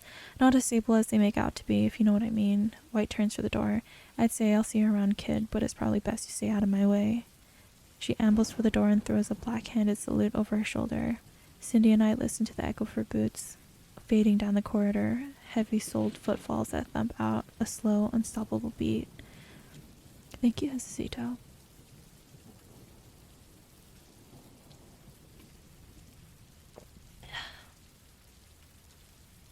Chapter 8, Blood Memory of the Species. We're like a quarter done of this book. Watch me read this whole thing. Chapter 8, Blood Memory of the Species. Earthward Cemetery is an oasis of green at the heart of the city. It may be mashed in all the sides asphalt and brick, but once you're inside, the grounds are lush with hedges and trees and tightly cropped grass. The cemetery lies under the base of the Empyrean Skyway, spiraling above us, all the way up to Eden. Our buses rumble past the two gigantic guard houses that cut the Skyway off from First Avenue. It's impossible to tell whether the guard standing inside notices us. They're like statues, towering and expressionless, which is typical of giants. To them, we must seem like insects. The guardhouses slide past the windows as we turn away, rolling in through the cemetery gates. Near the entrance, there's a hominid funeral already underway. The mourners frown. Our old buses are too rusty, too loud, too brightly embezzled with St. Remus logo to belong in a noble and austere place like this. Nevertheless, here we are. Then, in only a moment, we're gone. Maples and oaks and shaggy willows swallow us up as we move through to the far side of the grounds. We park in a distant lot. When the guards usher us out, we can see the grave is right up front, a shadowy rectangle figure. No. When the guards usher us out, we can see the grave is right up front, a shadowy rectangle carved from the earth with perfect precision. The coffin lies beside it, on top of what looks to be a deep red picnic basket. Without too much ado, we take our seats. I mean, you can, Esposito. The priest is a slender raven. He sails above the treetops like a storm cloud. With one dignified flap, he alights between the coffin and the grave. His cassock grips tight to his body. The fabric is seamless against his tar-black feathers. You can't see where the vestment ends and the priest begins. The two are separated only at the throat by the stark white square of his collar. His murky eyes scan across us all, hushing us one by one. Let us begin. His voice crackles like an old record. There are those who believe that when we take our life, we do not deserve the respect of a proper burial. There are those who would stoop so low as to claim that any wolf who leaves us in this manner is performing a civic duty. But no, the death of Dr. Rufus Gray is a great loss for the city. Few citizens, no matter what their stripe, can claim to have contributed so selflessly to combating the city's urban unrest. Cindy sits down in front. She's swaying minutely, but I can only see the barest profile of her face. She might be crying, but I can't tell. Mrs. Lupovitz, on the other hand, down at the end of my row, is shuddering like a train off its tracks, tears streaming down her face. The priest recounts how thoughtful, kind, well-educated, generous, insightful Doc was. I can't help searching for a scrap of dubiousness in his avian eye. Not too many folks would deem insightfulness and generosity wolfish traits, but there's no irony in the priest's voice. He's a bit monotonous. Maybe, but he's nothing if not sincere. Once he's done, he turns the forest that overshadows the grave. David, he says. Suddenly, the trees ripple like a mirage. They shake as if blown in a wind, but the air perfectly still. Something shines through the branches. It's an ember gleaming in orange. It floats high off the ground, lighthouse height, and half lost in the thickest leaves, then comes in their hands. They reach out towards us, enormous and stiff and deeply tanned, parting the poplars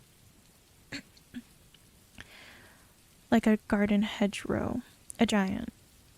He steps into the open as gently as he can, but the ground still trembles. He's dressed in soiled overalls and a canvas cap. He must be a gravedigger.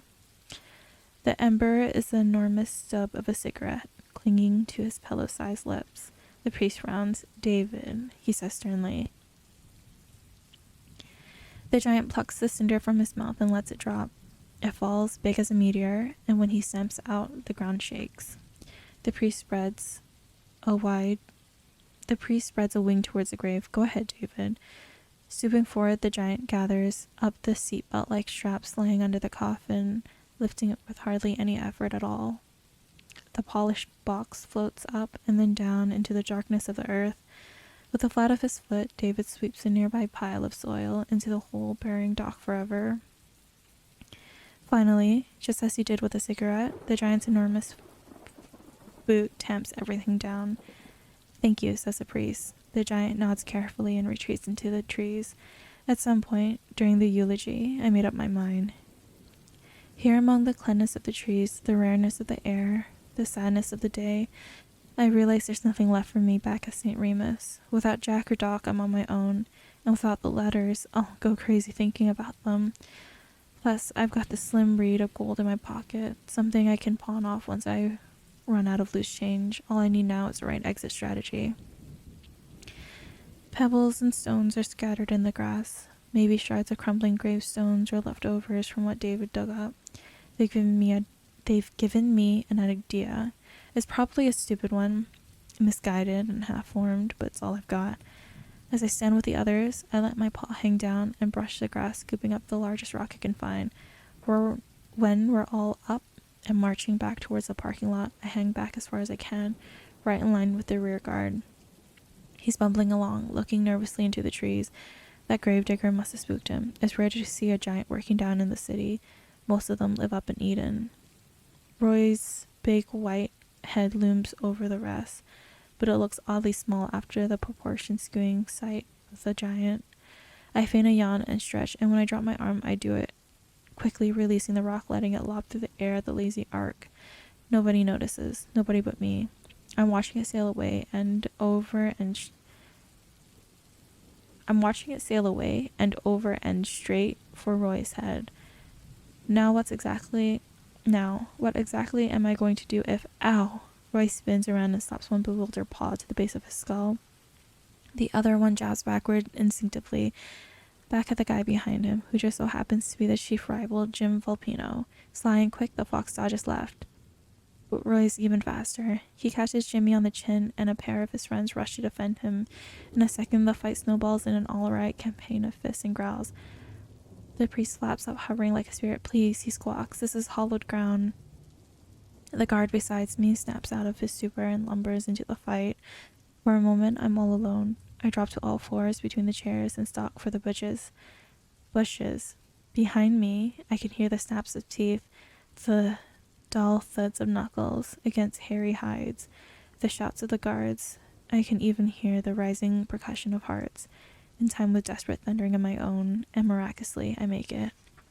I'm into the bush, into the trees. Now it's merely a matter of time, waiting to see if they miss me. Could it really be this easy?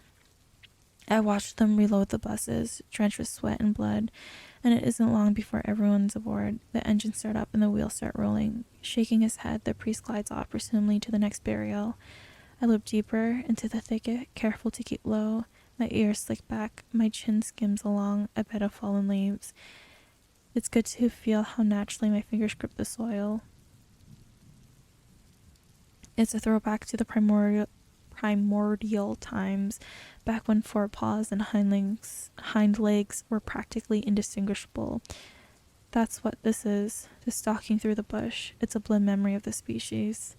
I push in, burying myself deeper into the leaves and shadows. The whole forest trembles and closes in around my body, welcoming me back.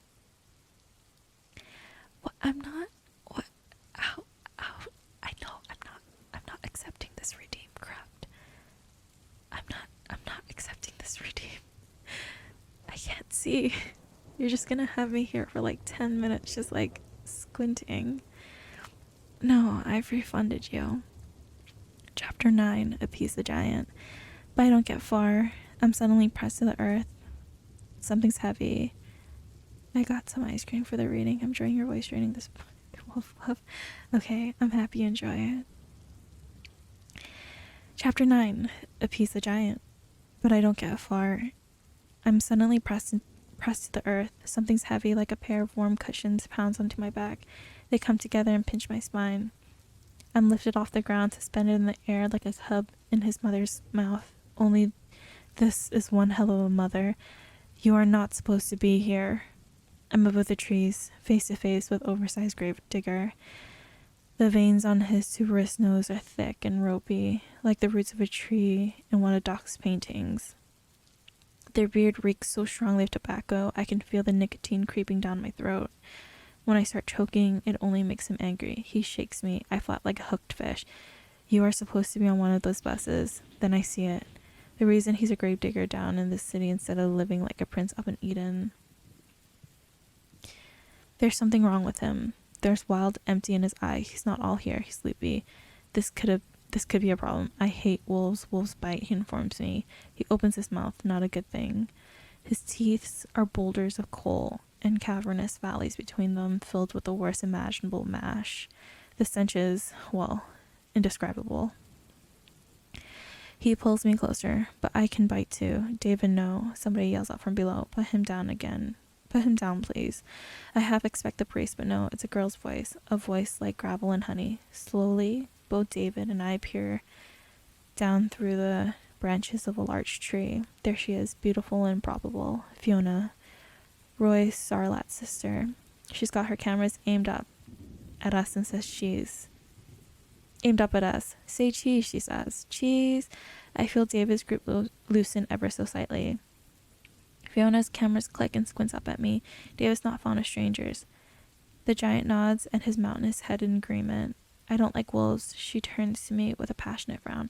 Except Fiona's friend. She brings me treats. I do, don't I? She says, speaking as if to a child. I'm a friend, just like Father Corvidae is a friend. She points up at me, and that's our friend too. He is? My friend is your friend, right, David?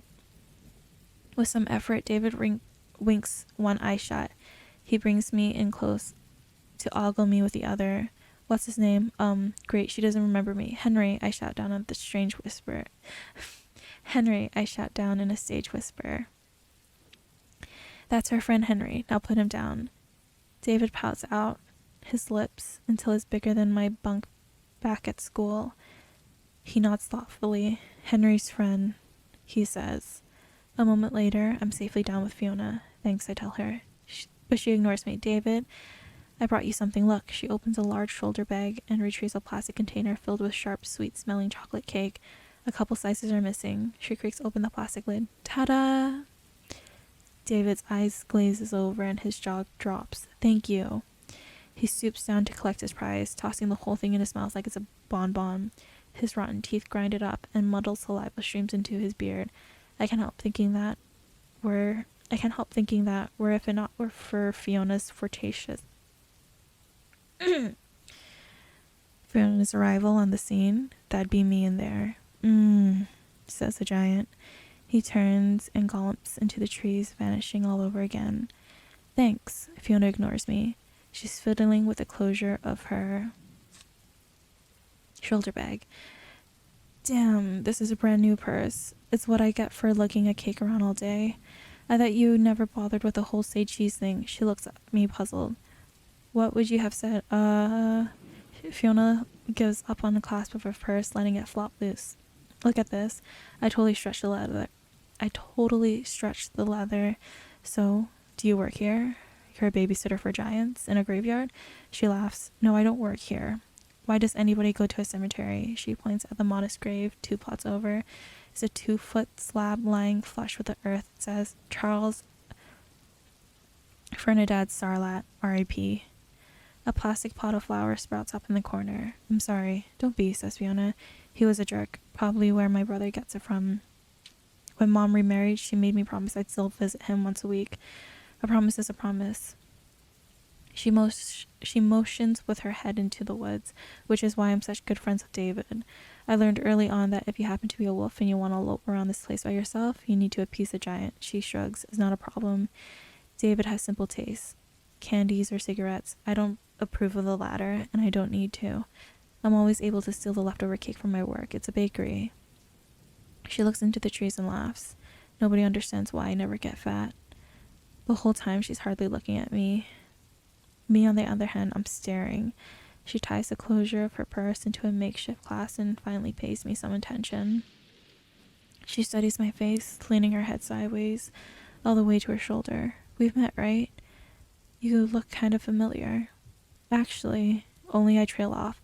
I'm not terribly keen to remind her that I'm the guy her brother beat up about 10 seconds after we almost shook hands.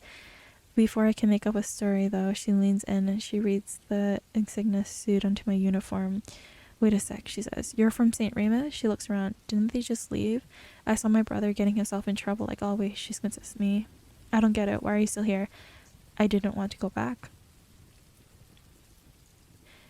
She raises her eyebrows. I wasn't aware that was their policy. It's easier than you think, I say, feigning the confidence of a master escape artist. Everybody's doing it. Surprisingly, she nods in agreement. I've lost count of how many times Roy's friend showed up in my window in the middle of the night.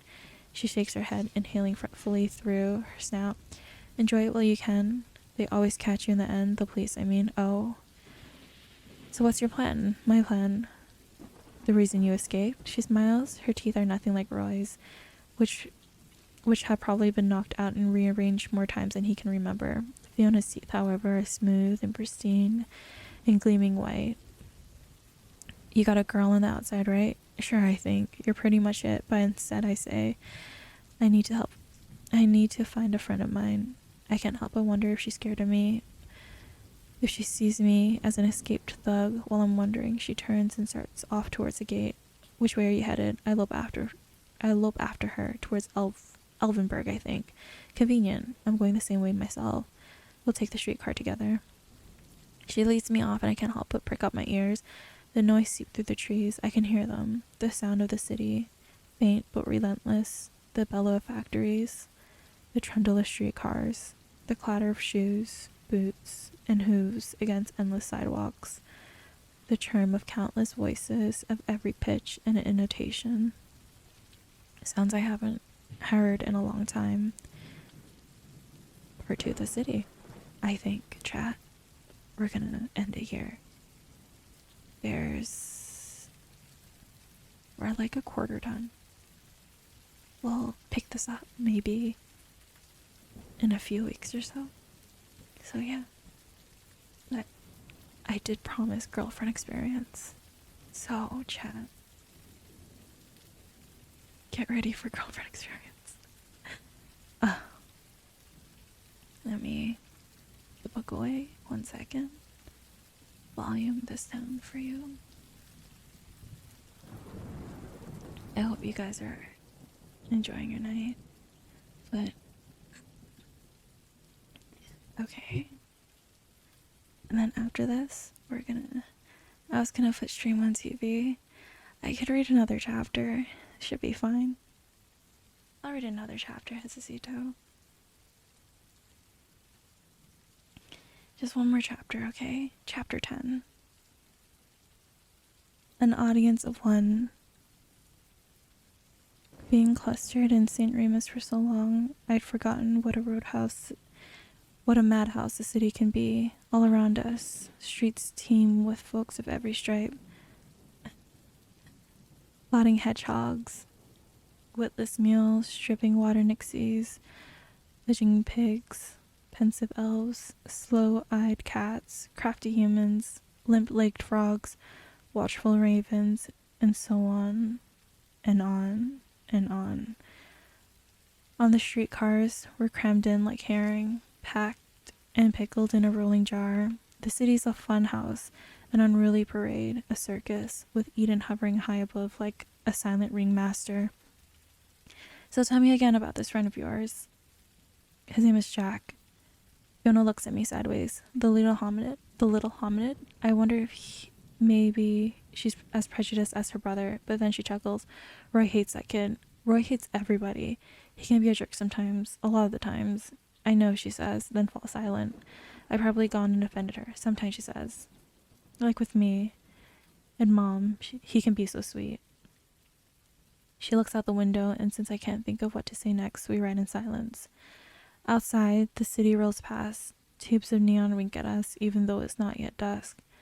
The buildings are garnished heavily with signs and slogans. One massive billboard for Nimbus beams down. It's a collage of scientific apparatuses, test tubes, beakers, microscopes, all overshadowed by a ropey helix of fairy dust rising up like a mist. In the upper corners, the faces of the Nimbus brothers smile reassuringly down from their experiments. The caption reads, "Coming soon, a new way to enchantment." It's followed by a list of upcoming products. Thurgical, Charmex, Enchanterin, Feyristimol. Almost there, says Fiona. We come to a ringing halt, and the doors slap open. Outside, the Willis Street Bridge takes me by surprise. It rises up right behind us, beside us.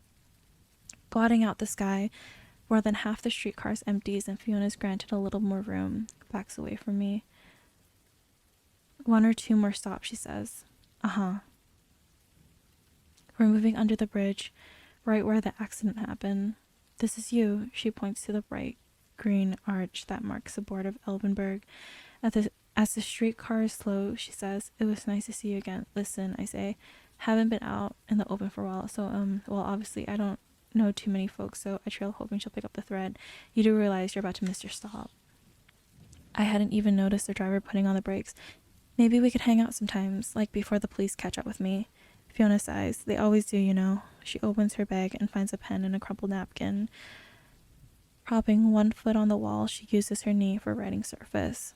She passes me the napkin just as the doors fold open. That's where you can reach me. I step backward and stumble into the pavement. The doors clap shut and the streetcar winds away, the wires above crackling with electricity. I watch until it rounds a corner, then turn to face the enormous green arches of Elvenberg.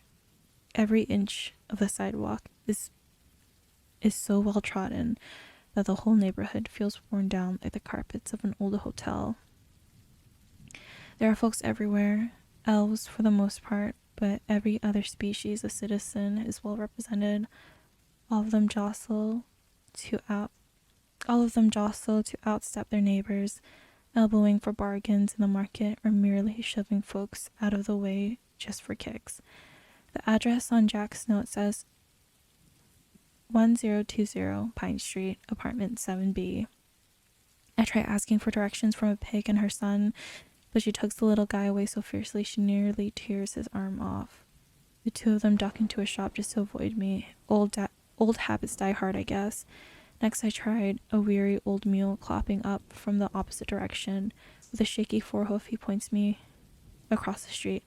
Pine Street is barely more than an alcove, a narrow recess that widens somewhat into a wretched alleyway. I poke my head out the shadows again to check the sign. Pine Street it is. I'm in the right place, only there certainly aren't any pine trees. Moving further in, I'm forced to duck my head to avoid the fire escapes, clawing down with rusty fingers. High above High above, strings of laundry hang like a million wistful grins. Psst. I look to the left, but there's only an overflowing dumpster. I'd be surprised if I've ever been empty. No garbage truck could squeeze me into a clouded alleyway like this one. Hey, come here. A thin, gray fox steps out the shadows. He's wearing a ratty anorak with a woolly hat pulled over his brow, but doesn't hide his distinctive face. 2 streaks of black run up either side from his snout to the tips of his ears. His eyes are sodium yellow in the lamplight, sparkling with flecks of violet. In the dimness of the alley, they flash like jewels. You want to buy some dust? What? I shake my head, trying to stifle my surprise. Dust, he says. Good stuff. His breath hits me, smelling of bile as if he hasn't eaten in days. Old Jerry's got the finest of the fine. I look down the alleyway, not much further to the end. Number 1020 must be down here somewhere. So I wave him off. No thanks, I say, turning to go. The fox pushes off the wall and shuffles after me. Hi, Ace. Hello, hello. The fox pushes off the wall and shuffles after me. Okay, do you want me to whisper then? I'm talking about the real deal. My stuff comes direct from Dockside, direct from the Nixies. I'm meeting somebody. I keep going, but it's pointless. Pine Street is a dead end, and Wolf Jerry is with me now, matching my lope. This is old-time dust. Just some fairies could get ya. I'm talking about the real deal, real magic, none of the watered-down Nimbus junk. This is the stuff that can fulfill destinies, if you know what I mean. I keep my eyes clear shut ahead. Where are you meeting down here anyways? Ain't nobody nice lives down here. Maybe a big, young guy like you. Maybe you think you're fine, but take it from old Jerry. Nobody nice lives down that way. He's gotta need something, you know. Lift the spirits, a set of horns maybe. Jerry can do that. How'd you like to breathe some fire? That'd be nice, huh? Come in handy. Jerry can do that for you. I keep loping, scanning the city walls for sign numbers, anything. Come on. His voice raises a bit, sharpened by a line. Give old Jerry a break. I said, no thank you. Don't be like that. He shakes his head woefully. Old Jerry ain't got no place to go. Holes and claws and shoes. He kicks up the foot to show me, indeed, the sole's loose. Flapping like a tongue on a hot summer's day. All I got is a little dust here, that's all. Nothing wrong with trying to make a living. Times are rough, you know. Maybe a strong young guy like you. Maybe you can tell. You can't tell they're rough, but take it from old Jerry. They are. They most definitely. We're getting to the end of the alleyway now. Still no sign. Nothing to tell me where I am. Sorry, I say. I never touched this up. Wolfman grin. Slides up the side of his face, showing a row of surprisingly white teeth. Don't lie to old Jerry. We all need a little dust now and then, just natural. And this is Nixie dust we're talking about. Old time dust. Fulfills your destiny. He taps his chest. Whatever you want in here. There's none of that left anymore. Aw, now. Don't be like that. He reaches out and places his like It makes me itch all over. I spin to face him, baring my teeth and pushing him off. I said no. He stumbles backwards, and I can see I've scared him. He backs away sheepish.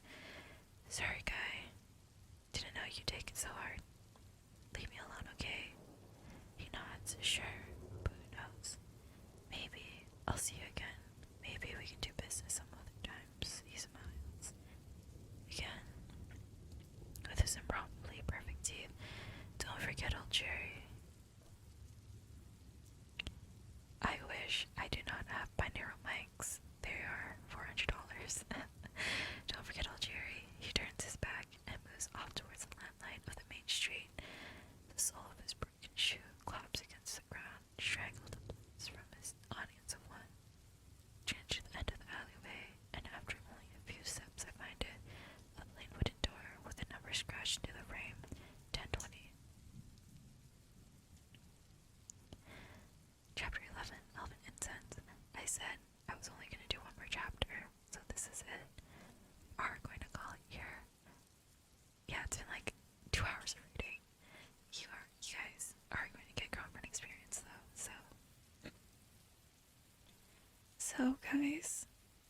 you still out? Keep going. DK. Let's see. Okay, we could do one more chapter. Oh man.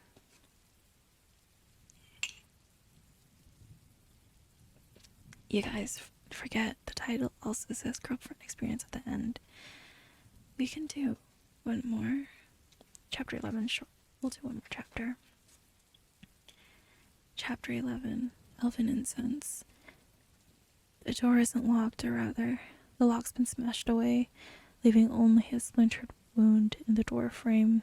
Inside is a stairway paved in brown carpet. It's more like fungal residue than floor covering. Luckily, the smell isn't so bad as I might have expected. The scents in a place like this are too stale to properly offend the sniffer. I start up step by step. Every one of them sighs, moist with rot. After 7 short flights, I arrived. 7B. This must be where Siobhan lives. I wonder if she'll remember me. I hope so. As a general rule, folks don't take too kindly to a wolf at the door. Okay, we can whisper. I knock. There's a series of clicks as the bolts are unlatched, unhasped, unhinged. There are a lot of them, but they still have one left because the door opens barely an inch, anchored by a big chain. Yes. All I can see is one narrow strip of an elf. I look her in. What I can see of her face, a bloodshot eyebrow, a wrinkle in her head, and a patch of white hair. I'm looking for Jack. The eye regards me from behind the lens of a pair of fuzzy, gold-rimmed spectacles. My snot detects a scent of mothballs emanating from the figure. In fact, the eye is so clouded with cataracts that it might actually be a mothball. Talk about cheap prosthetics. The mothball eye blinks carefully, poisoning itself. Nobody here called Jack croaks at all. My voice rattles like old bones. This is definitely not Siobhan. You got the wrong place. Oh, I say, hold up a slip. Oh, I say, I hold up a slip of paper. You told me you'd be staying here. The ancient elf doesn't bother reading the address. I can't help you, Sonny, but maybe you want my granddaughter. The door shuts with a forceful certainty that doesn't at all jive with the bloodshot eye and the rickety voice. I wait. A moment later, the door opens again, but with the chain on. The chain's still on. This time, a pair of clear, brilliant blue, almond-shaped eyes appear, and I hear a voice. I remember it. It's Henry, right? Siobhan. He's not here. I don't know where he is. Could I wait for him? He has something in mind. Siobhan doesn't move. She doesn't wait. She looks straight at me. You don't know where he is. I held up a slip of paper again. You told me to come here. Siobhan stares at the paper, and her glare softens. Okay, she listens to the chain. You can come in.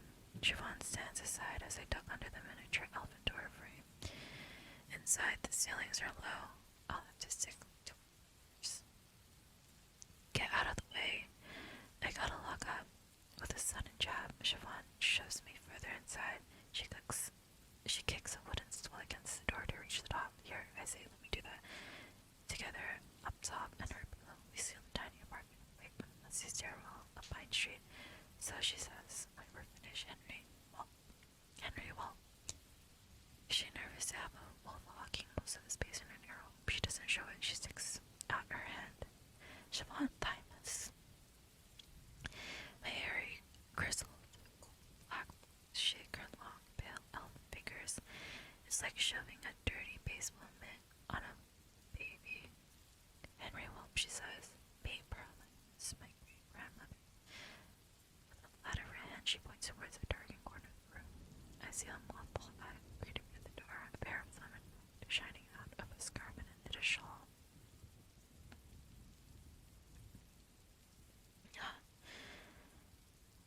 A pair of old-style elven slippers, coiled into spirals at the toes, peeked out from behind a paisley dress. Chimney, says the old woman. The mothball gleams with excitement as she claps her hands. Oh, Graham. Siobhan glares across the room. She turns to me. You'll have to excuse her. She's real old.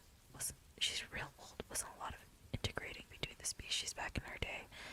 I pad over and put out a palm to make him mad at. She blesses the varicose veins on her cheeks swelling with blood. She turns it over as if it's a piece of her bruised fruit in a market.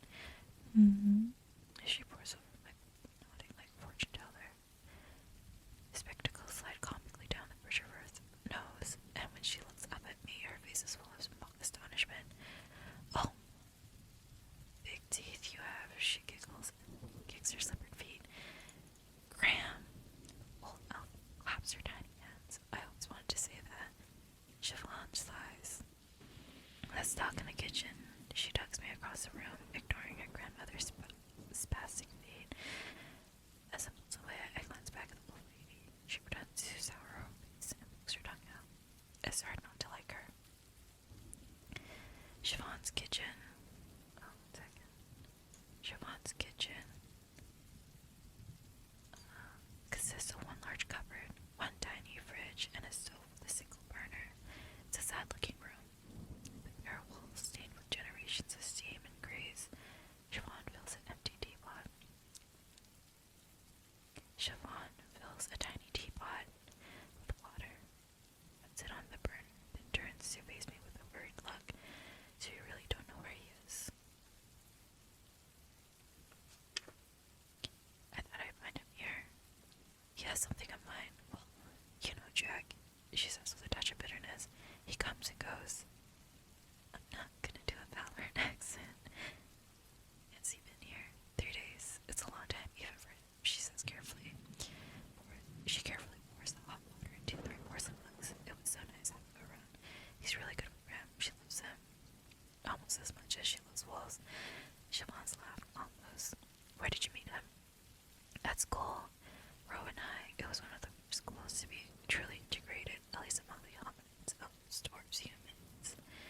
Even a few nixies and maybe a brown-nosed glob or two, if you can really call either of them hominids. At Rowan, there was never the stigma there used to be. Like back when Graham was a girl, we elves lived a long time. Jack and I had a few classes together, but he only made it in 10th grade, which you probably already know. That's when he started getting into trouble, stealing stuff. It came out that he'd sort of been a kleptomaniac for a long time.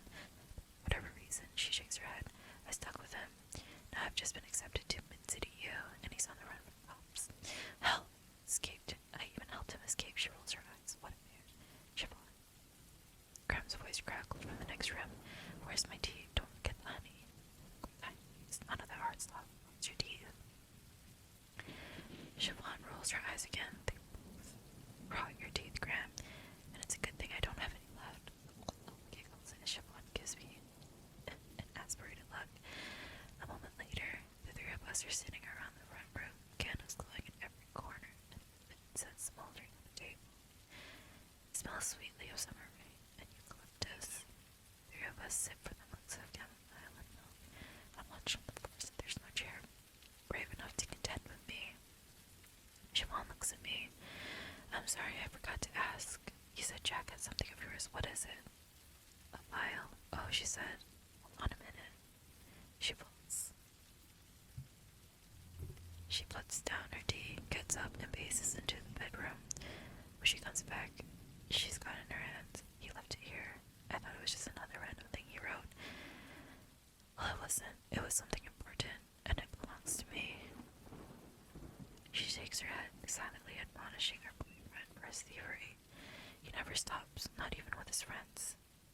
Sighing, she hands me the file. Between my fingers, vanilla feels cold and rough. What's inside, she asks. Letters, I tell her.